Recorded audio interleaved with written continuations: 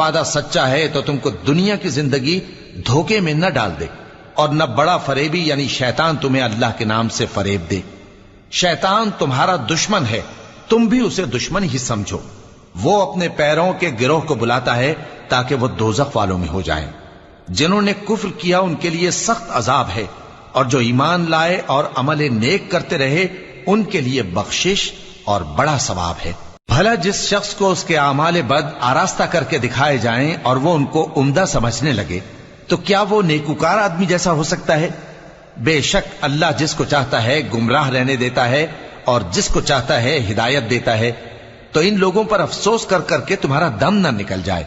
یہ جو کچھ کرتے ہیں اللہ اس سے واقف ہے، اور اللہ ہی تو ہے جو ہوائیں چلاتا ہے، پھر وہ بادل کو ابھارتی ہیں، پھر ہم ان کو ایک بے جان علاقے کی طرف لے جاتے ہیں، پھر اس سے یعنی بارش سے زمین کو اس کے مردہ ہو جانے کے بعد